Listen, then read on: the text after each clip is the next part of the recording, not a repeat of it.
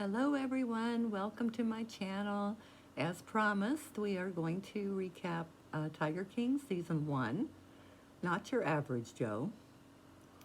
Now, the first thing we see is Joe Exotic calling from county jail, saying that he's looking at 79 years for murder to hire. Okay? And we're going to quickly go through Joe's camp because there's so many people and so much to keep track of in this episode. It's really mind-boggling. So on his group, we have Eric, the head zookeeper, who found his job on Craigslist. Now, I don't know anybody that would advertise for a head zookeeper on Craigslist, but I guess you can put anything out there. Then we have Rick Kirkman, who is probably the most famous because he is Joe's producer. Joe films everything. And he was also on Inside Edition back in the day. So we have Kelsey, who is an animal trainer. And Kelsey is transitioning to male, I guess. I'm not fully understanding. I'm thinking that Kelsey uses him and he as pronouns now. So, and actually Kelsey was mauled by an animal, and rather than go through 2 years worth of surgeries, decided just to amputate his arm and was back to work in 5 days. And that's got to be some kind of record. Okay. Then we have John Finley, who met Joe when he was 19 years old and is Joe's husband. They've been married for 11 years. And John Reinke, who is the manager of GW Zoo, who lost his legs, not by an animal, but a zipline accident. And he is the one that has the 2 prostheses from like the knee down.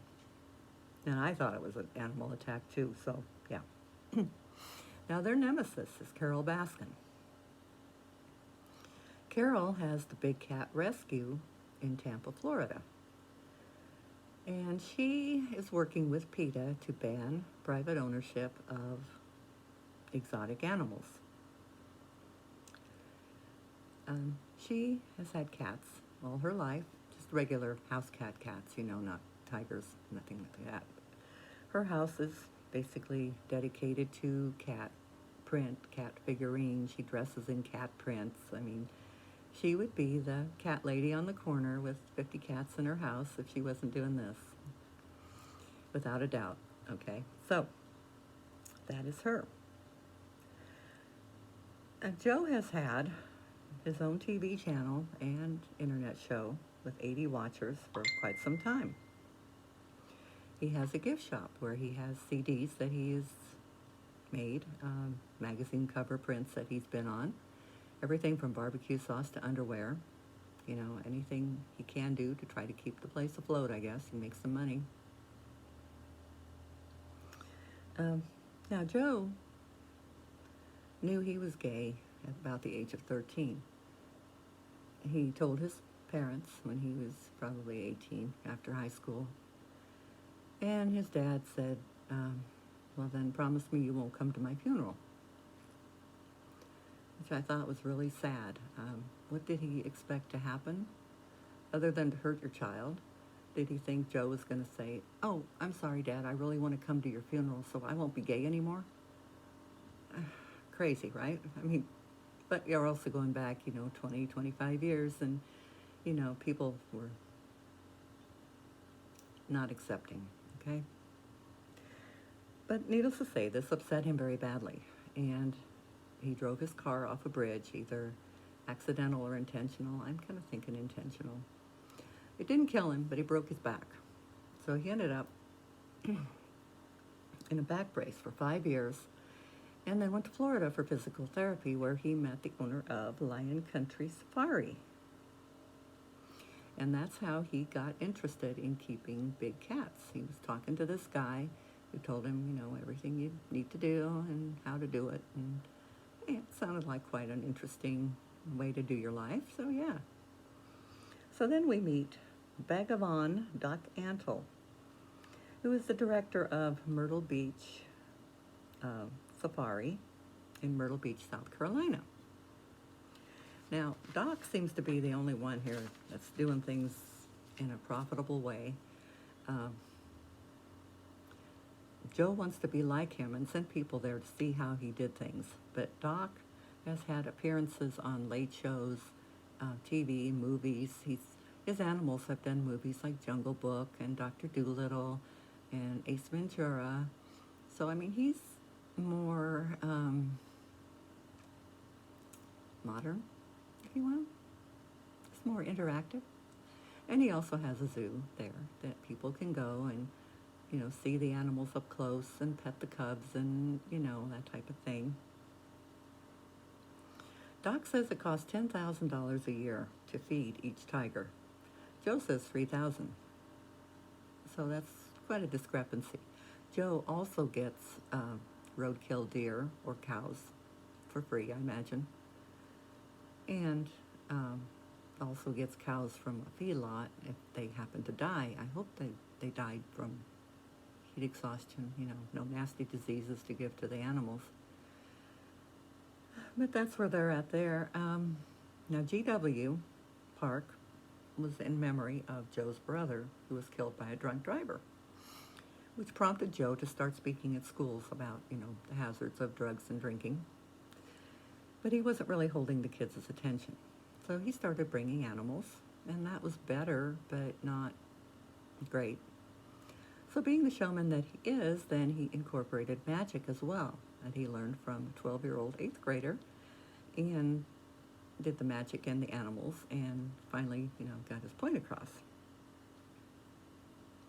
So to make money for them, since they do allow people to come in and pay and go see the animals, but they also started doing what was called a roadside zoo. And I kind of vaguely remember those when I was younger, traveling.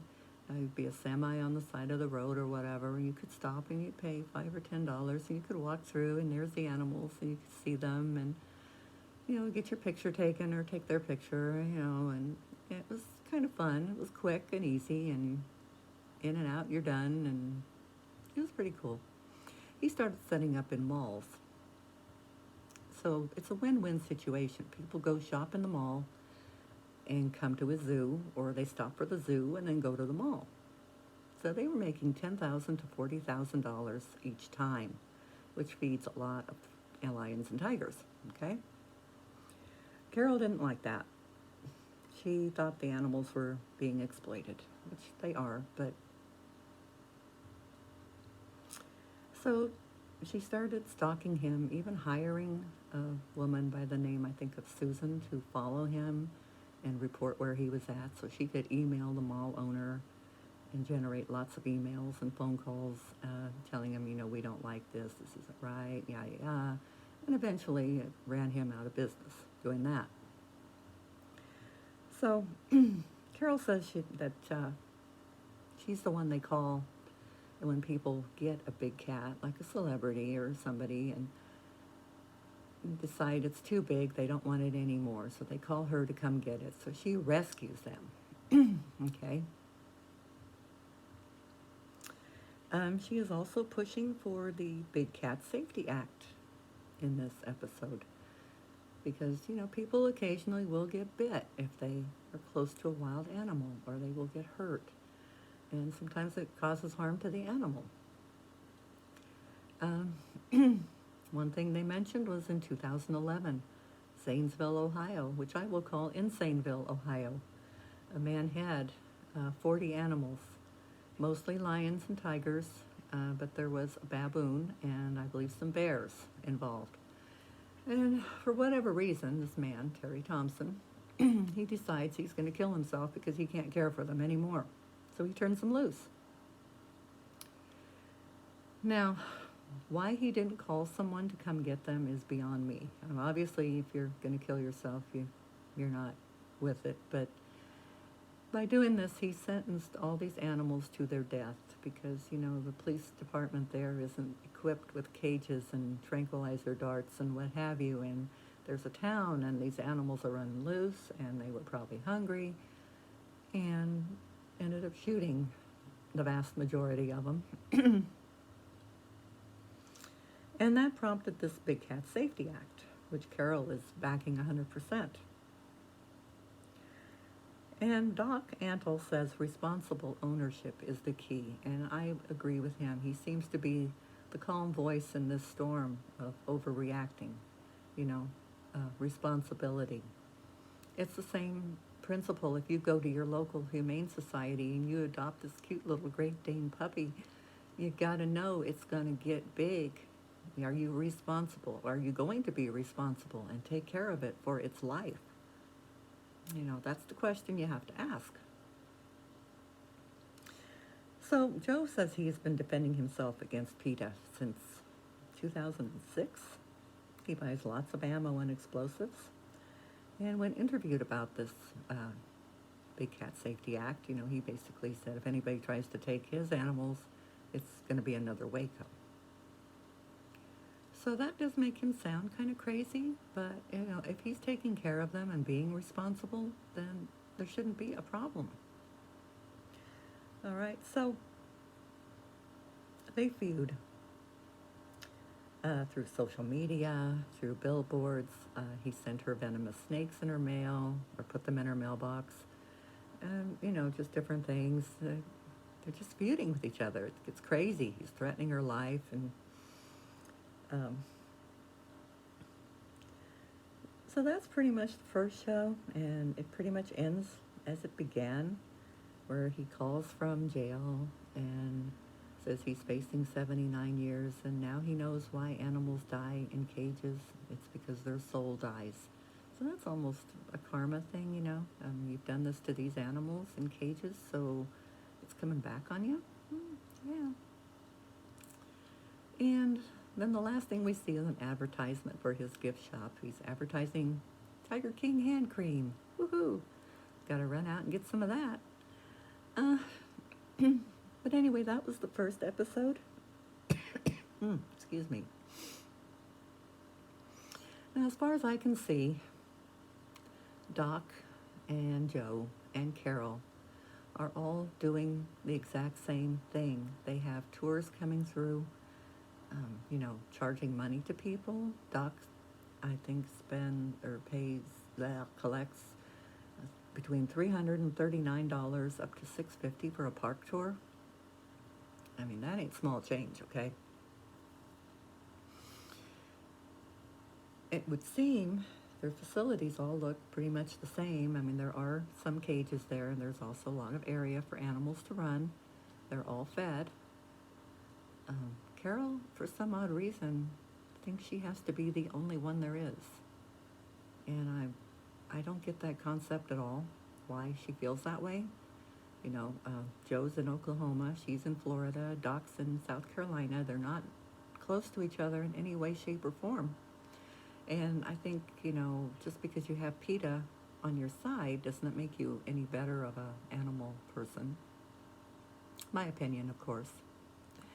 But anyway, that was episode 1. And like I said, it was hard to follow. But we are going to do episode 2 and see what happens to these crazy people. In the meanwhile, please like, share, comment, subscribe if you wish. And remember, you can spill the tea, but don't drop the coffee. I'll see you next time. Thank you, guys. Bye.